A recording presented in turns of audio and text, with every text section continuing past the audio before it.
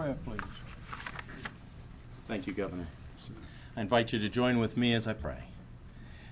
Dear God, I come to you today as gold is refined by fire, and ask that, Lord, that you would use Hurricane Dorian as a catalyst to bring out everything that is good and great in the people in the state of South Carolina.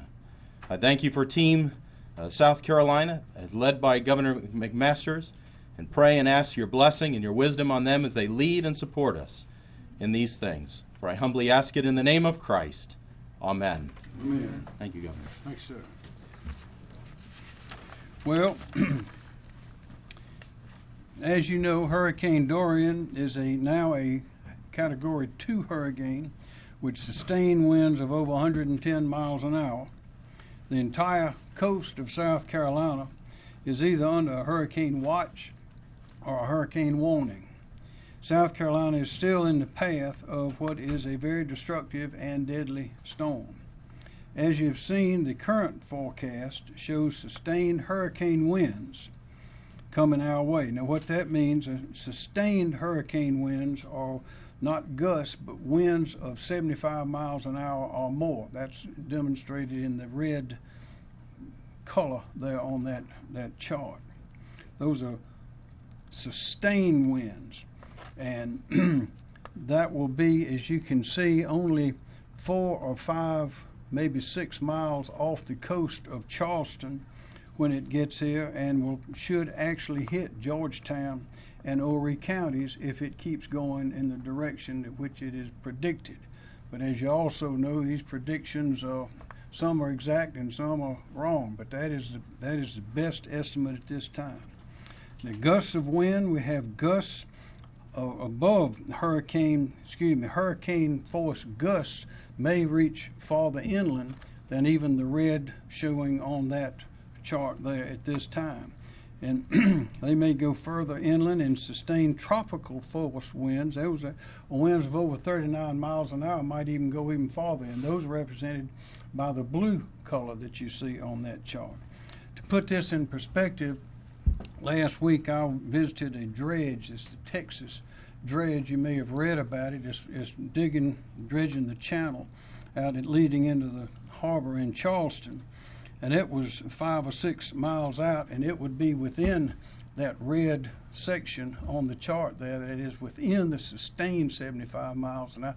And we were sitting on the dredge, and you could see land, you could see the houses, you could see everything. That's how close it is.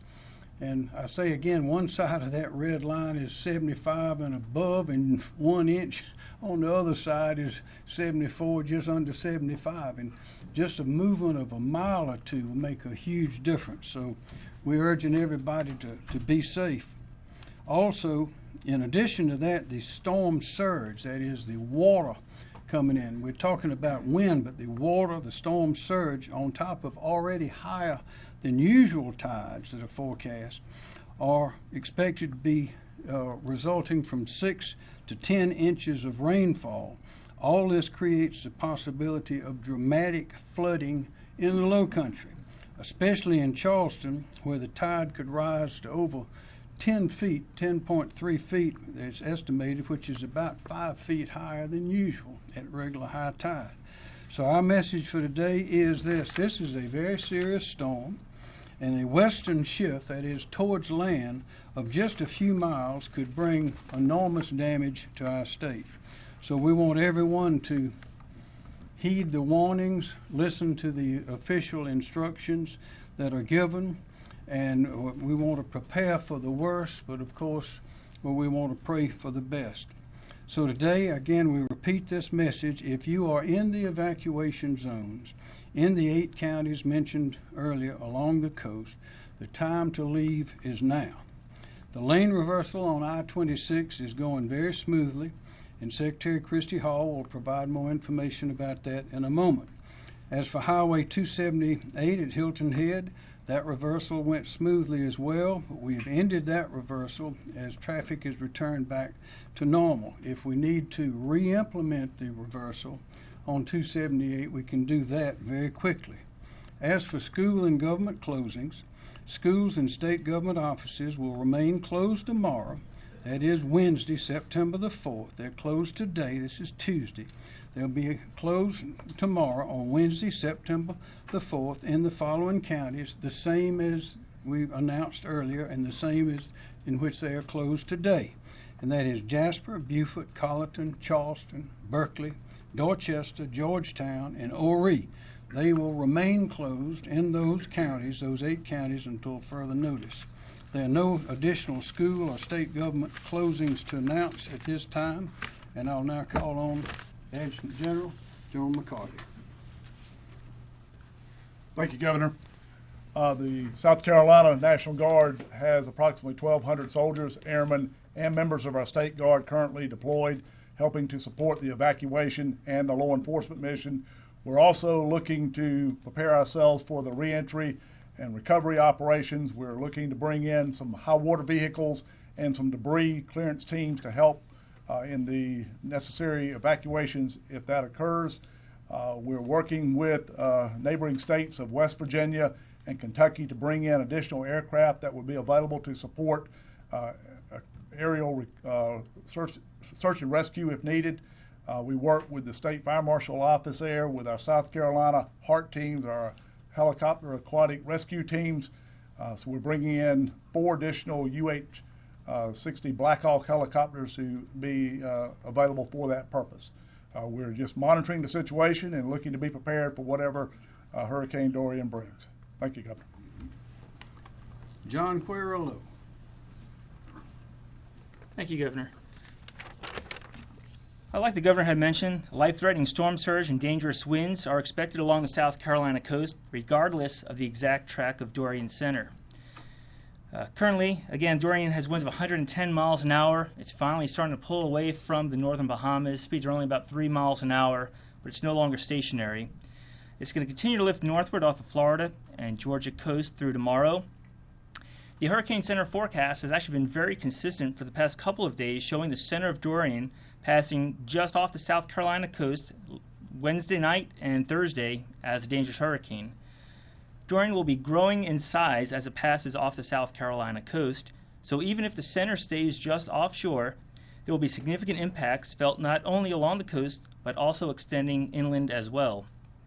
Any shift in the track closer to the coast, which does remain possible, would result in more significant impacts, as the Governor described. Currently, hurricane conditions are expected along the South Carolina coast Wednesday night and Thursday, with tropical storm force winds extending inland beyond the I-95 corridor. Even more concerning is the storm surge potential. Major coastal flooding could begin late Wednesday morning, but the most significant storm surge will occur later Wednesday into Thursday, when water could rise 4 to 7 feet above ground level along parts of the coast. So that's taking tides and everything else out of it. That's just how high the water could get. In particular locations, the water could get 4 to 7 feet above ground level along parts of the coast. That's pretty significant. In addition, heavy rainfall could produce more than 5 to 10 inches of rain across coastal areas, likely resulting in flash flooding. If you live along the coast and haven't prepared yet because you feel Dorian won't be a threat because the center is forecast to pass offshore, you're making a mistake. Remember, this storm will bring significant impacts to the coast, including life-threatening storm surge, which will enter structures and may make roads impassable. If you wait until the last minute to leave on Wednesday, you may not be able to because some of those low-lying coastal roadways may already be flooded from the morning high tide and stay high through the day, so you can't wait last minute. And obviously the strong hurricane force winds or even tropical storm force winds will bring down trees and result in a lot of power outages as well. Thank you. Thank you very much. Ms. Hall, Thank you, Governor. Secretary of Transportation. Thank you, sir. As the Governor mentioned already, the I-26 reversal has worked very effectively for us. We continue to see heavy traffic movement all across the state, especially along the I-26 corridor.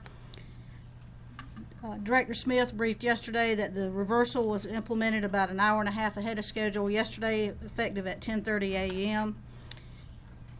As I mentioned, heavy volumes traveled up I-26 through noon today.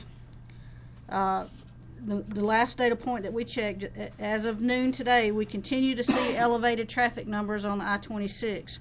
As a matter of fact, on I-26 at the noon count, We saw what we expected to see today, which was an increase again, just like we saw yesterday with those traffic numbers climbing throughout the day.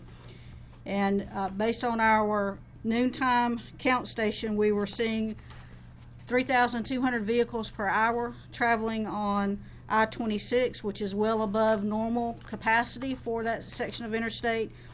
A lot of vehicles were obviously using the reverse side of the interstate to exit the area westbound to get to area of safety.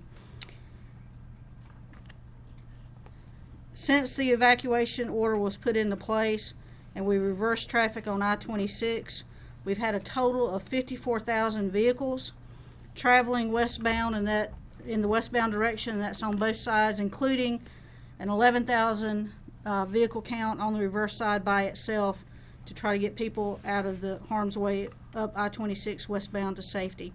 That reversal will remain in place for as long as we feel like it's required in order to keep people safe and handle the traffic volumes that are evacuating from these areas. I want to speak just briefly about our estimated evacuee numbers. That's one of the data points that we look at relative to our traffic control measures. We estimate that since the governor's evacuation order, and this is through 8 a.m. this morning, that we've had 244,000 evacuees leave the coastal area of the state, 88,000 of which we estimated were carried on I-26 alone through that same time period, through 8 a.m. Briefly, just to remind everybody on the reversal that's in place, in order to get on the reverse side of the interstate, we ask that you enter that reversal there at the I-526 interchange to travel westbound. There are 8 interchanges that you can exit as you travel towards Columbia in order to get off that section of the reverse side of the interstate.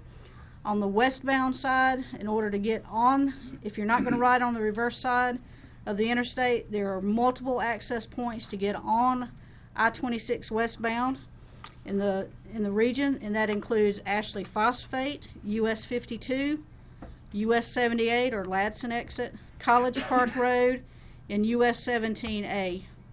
We still have access available along I-95 at the I-26 interchange for those that need it, and we will continue to make adjustments to this traffic pattern as required based on field conditions.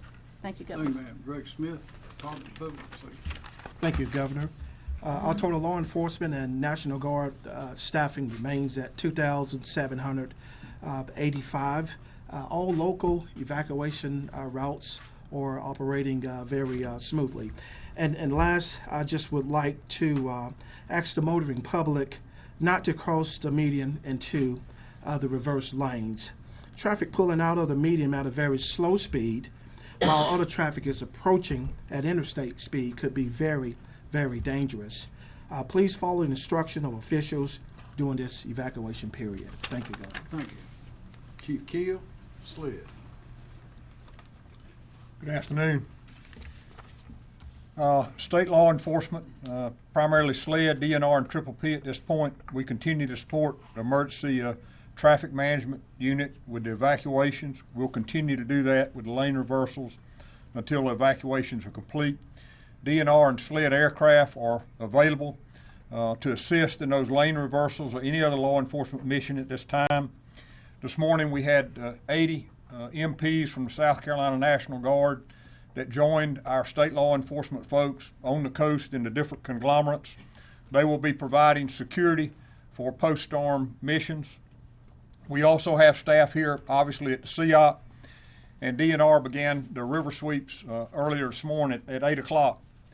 As of this afternoon, we have 445 state law enforcement personnel along the coast, in addition to those 80 National Guard MPs, so that's 525 personnel. As I said yesterday, individuals who think that they're going to take advantage of this situation and harm people's property while they're out, they will be caught, they will be arrested, and they will go to jail. Law enforcement is going to be out in force when this evacuation is over and people have left their homes. These law enforcement officers will be moving into those evacuated areas to protect people's property. And again, there will be a zero tolerance for lawlessness. Thank you, Chief. Rick Toomey, Department of Health, Environmental Control. Thank you, Governor. Thanks, sir. Currently, we have 221 staff across the state mobilized for storm preparation and response efforts. We continue to assist. The healthcare facilities are in the process of evacuating their patients and residents in advance of the storm. And our dam safety team are currently conducting pre-storm dam assessments today. Governor, thank you. Thank you, sir. Michael Leach, Director, Department of Social Services. Thank you, Governor. Sir. Good afternoon. I'll begin with an update on shelters. As the state agency lead for mass care operations, DSS is working alongside our partners, county emergency managers, the American Red Cross, Department of Health Environmental Control, the South Carolina Department of Health and Human Services, the National Guard, and others to ensure shelters are adequately staffed and equipped to serve the citizens who have followed orders of evacuation. South Carolina currently has 20 shelters open across the state, including 15 general population shelters and 5 medical need shelters. Of these shelters, 13 are utilizing school buildings. As of 1:45, we have a total population of 410 individuals in our shelters. This number includes 400 general population clients and 10 medical needs clients. The local emergency management teams have let us know their needs for cots, and the National Guard is actively working to transport cots to shelters now. We are tracking these efforts. We have 9 general population shelters on standby and 19 medical needs shelters on standby. Our total capacity is 10,000, and we are at 3% of that capacity. Following our mission to provide for the safety and well-being of children, youth, and vulnerable adults, the DSS Child Welfare, Adult Advocacy, and Economic Services teams have been working around the clock to contact every licensed foster home, group home, child care center, and individuals in adult protective services and the evacuation zones to make sure we have appropriate plans for these individuals. Thank you. Thanks, sir. Chief Jonathan Jones, State Fire Marshal. Thank you, Governor. State Fire, along with our other search and rescue partners, including many local fire departments from across the state, began staging search and rescue resources and swiftwater rescue resources closer to the coast today. Currently, just from South Carolina resources, we have the South Carolina Helicopter Aquatic Rescue Team, which is a partnership between our office, local fire departments, and the South Carolina National Guard. We also have urban search and rescue teams that are going to be staged closer to the coast, as well as up to 19 swiftwater rescue boat teams that are going to be available. That totals about 100 rescuers in total, a lot of them from the Midlands, from the upstate counties, fire departments that are sending help to their neighboring fire departments there on the coast. That's in addition to the local firefighters and rescue workers who will be protecting their own backyards in the jurisdictions that they serve on a regular basis. In addition, FEMA Urban Search and Rescue is going to have federal rescue teams here in state staged and for the ready should they be needed. Our incident support team, the Palmetto Incident Support Team, has been working with the Louisiana State Fire Marshal's Office Incident Support Team most of this week, planning for this staging event as well as search and rescue and swiftwater rescue activities. Tomorrow we're actually going to be joined by a FEMA Incident Support Team, and we'll actually form a joint unified support team to continue to plan for rescue responses. So far, we've received requests from Berkeley County for 8 additional firefighters that have been supplied from an upstate fire department, and we've also received a few requests for swiftwater rescue teams to support some coastal communities. Thank you. Thanks, sir. Kim Stinson, Emergency Management Division. Thank you, sir. There's really no change in our priorities here at the State Emergency Operations Center. We're still executing evacuation and sheltering operations, as you've heard earlier, but at the same time, we're also planning for initial response, damage assessment, reentry, and recovery, which will take place in the future. At the county level, there's 19 counties with their emergency operations centers that are operational at some status. We have 9 of them that are at OPCON 2, Operating Condition 2, which is the second highest level of readiness. And we've got 10 at Operating Condition 1, OPCON 1, which is the highest level of readiness, similar to what we are here at the State Emergency Operations Center. And we've also got our EMD personnel still deployed and will stay deployed down in the coastal counties to help with situational awareness and any requests they might have. There are right now 6 county governments that were closed today, and that's Beaufort, Berkeley, Charleston, Colleton, Dorchester, and Jasper. In the logistics area, we currently have 189 requests, and that number is changing. It's probably changed since I last got it here. But of those 189, the latest data point that I've got, 123 are either completed or in progress, and the remaining are being actioned. And the requests range anywhere from cots to generators, and you've also already heard some of the requests that was already reported out. And then on the Emergency Management Assistance Compact, and that's getting assets from out of state. Right now we've only got 3 active projects there. One is a team that came in from Tennessee to help us manage future EMAC requests, out-of-state requests. Chief Jones already mentioned the incident management team that's assisting him, and then General McCarty also mentioned the additional air support. I just would, in closing, just kind of remind everybody to still use our website, scemd.org, and also our mobile emergency manager app to help you manage your way through this disaster. On the website and mobile app is our Know Your Zone module there, and you can type in your address and find out if in fact you're in an evacuation zone, and if so, what evacuation zone you're in. And then lastly, we've got our public information phone system at State Hotline for citizens to call in and get information in regards to evacuation or sheltering or any other questions that they might have, and we'll get an answer for them. And that's at 1-866-246-0133, and Spanish interpreters are available. Thank you, sir. Thank you. Are there any questions? Yes. For Director Stinson, I know resident compliance has been a big thing. I know for Matthew and Florence we saw 50 and 60%. Any concerns that out of the 830,000 people in those evacuation areas that we're only seeing about 250,000 leave? Well, we'll have to look at those numbers as they come in. I'm sure there's going to be an uptick here through the afternoon and the evening, but I would say on average that's about the same what we've seen here recently in the last couple of events, and it just changes from event to event, but I think we're heading in the right direction. Yes, sir. I know you talked a little bit about the storm surge there being something that you guys are focused on. I know it's still some time out from that, but how much of a focus at this point are you guys thinking about, with, especially after Florence, with a lot of the flooding in the PD and the low country and things like that? How much of a focus is on that storm surge? It's different to compare one to the other, particularly when this one isn't here yet. And it's very unpredictable. As you know, no one would have predicted that Dorian would have essentially parked for 24 hours. It moved 25 miles, I think, in 24 hours. So it's very difficult to predict, but we know that there'll be a lot of rain, 6 to 10 inches of rain is forecast, 6 to 8, 6 to 10, depending on where we are.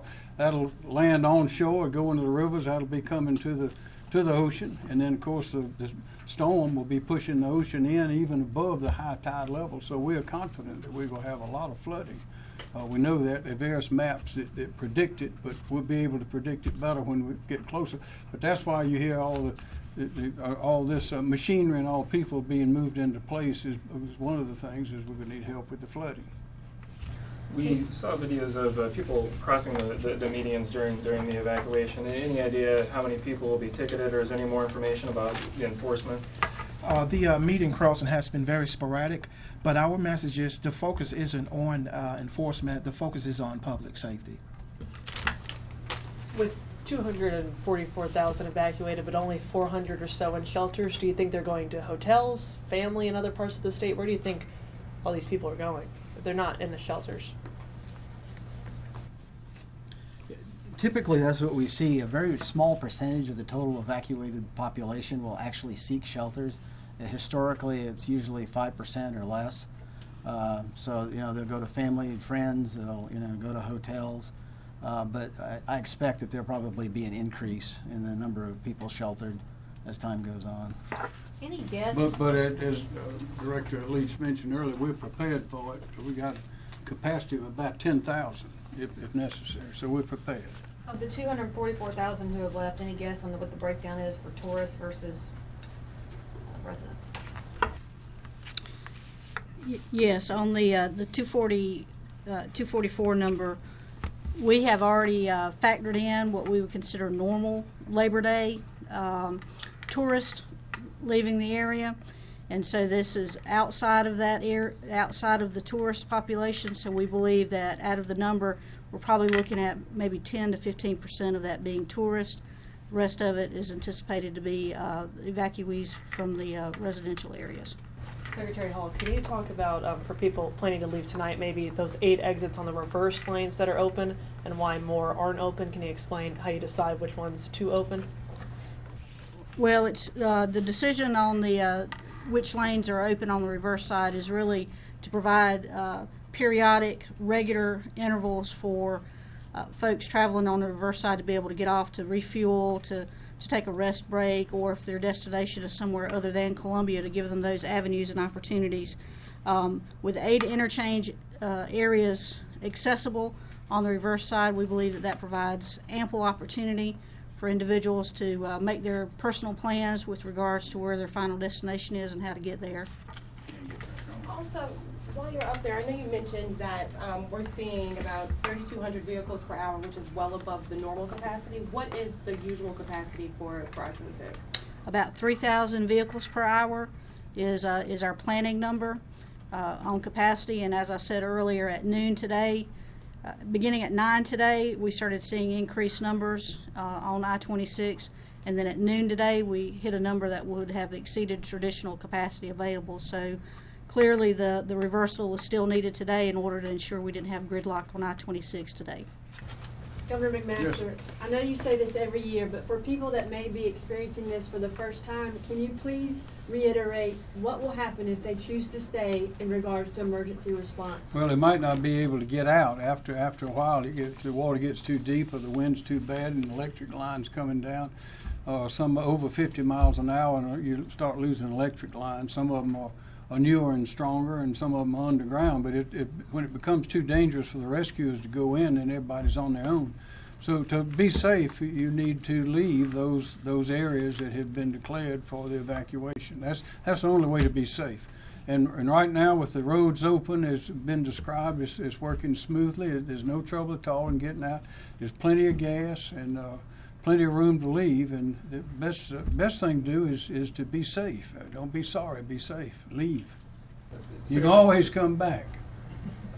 Secretary Hall, last year with Florence, we saw some issues with US 501 in the Conway area that required some flood barriers. Are there any concerns about that roadway or other roads, people having access in and out? I think SC9 was also kind of an issue last year in the PD region.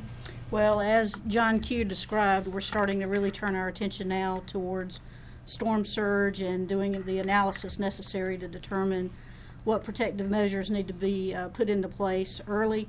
I don't have a firm answer on that yet. We're still doing the analysis. At this point in time, I haven't identified that as one of the areas of concern. However, we do know that with king tides and with the possibility of the storm surge, clearly we're anticipating issues down in some of our low country area where we traditionally see issues, say around the Edisto Causeway and US 21. Obviously, we're looking very, very closely at those relative to the values that are being predicted now. It's a little too early, as the governor mentioned, for us to put something in place today on that. We're still continuing the planning activities, watching the forecasts very close, working very closely with John Q and the National Weather Service. More to come on that as we move forward in time. No questions. What's included in the pre-storm dam assessments, and if things are not up to par, how do you guys address that? Mr. Toomey. Our team, dam safety team, is out there looking at putting eyes on, assessing it, looking to make sure the spillways are clear, that there's no debris that may impact it. And that's based on the assessment that we were out looking at the dams back in July, as well as a pre-inventory before the season. But we identified certain dams within the coastal area that could be at risk, and as of today, we're visiting each and every one of those identified in the 6 or 8 county area. More questions? What's anybody asking? Somebody All right, good. perfect. All right, what's being done for maybe South Carolinians that don't have cars, don't have a mode of transportation to evacuate from these areas?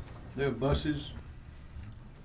Right, all the counties have plans to do that if they need to do that. Charleston's got a very detailed plan for their population that do not have transportation to make sure that they get to a shelter. So all counties have plans for that, and if they need additional resources, then we can assist, and we've got a reserve of buses right now that is down in Orangeburg that could help with that if they need to, but so far we haven't had any requests.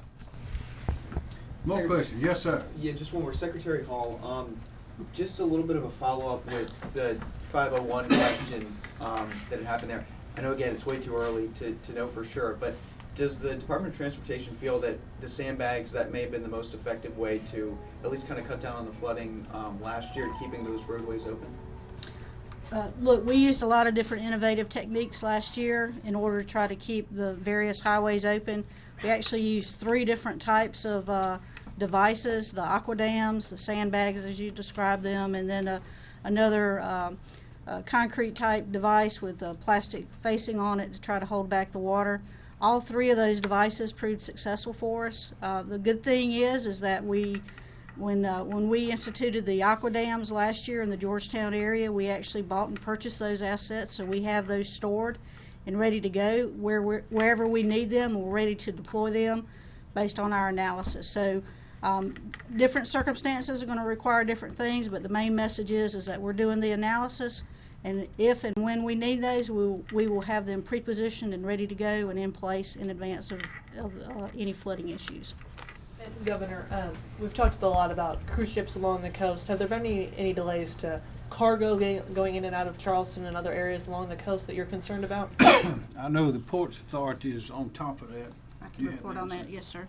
So Carnival Cruise came in yesterday, and that was the big push for them with regards to the passenger onload and offload. The port is actually planning on ceasing operations for the next couple of days as the storm comes through, and then they, of course, will reopen when it's safe for them to do so. More questions? Are you finding that people are using the public information phone line, and if so, what are their biggest concerns? What are they calling about? What are they asking? So far, we've had a relatively small number of people that have actually called in, but most of the questions have to do with evacuation and sheltering, specifically, where the closest shelter is from wherever they're calling from. Oh, and again, remind everybody that we've got our mobile app that allows them to access information on shelters and all that know your zone information. So that's an excellent. And again, the website also has all the shelters listed as well. Y'all, thank you very much.